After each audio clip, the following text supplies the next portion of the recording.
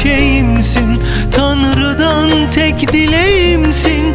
Helal sana. Görür görmez vurdu beni, o an zaman durdu sanki.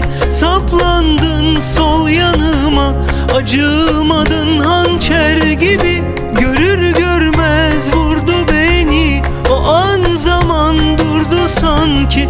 Saplandın sol yanıma, acımadın hançer gibi. İsmini unutmak zor değil, zor olan o eşsiz, o sessiz, o derin.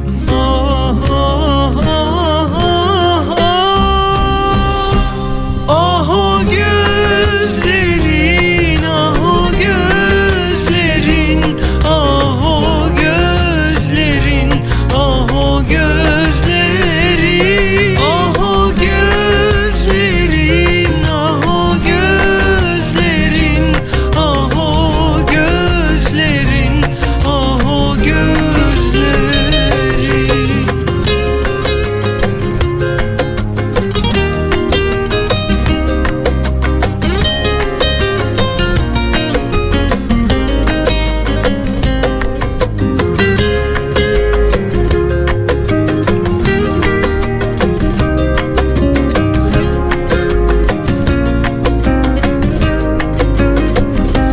Hiç böyle olmadım ki, olsam da yanmadım ki.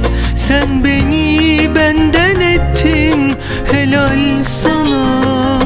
Doğan güneş artık sensin, her bahar çiçeğimsin, Tanrı'dan tek dileğimsin. Helal sana. Görür görmez vurdu beni, o an zaman durdu sanki. Saplandın sol yanıma, acımadın hançer gibi. Görür görmez vurdu beni, o an zaman durdu sanki.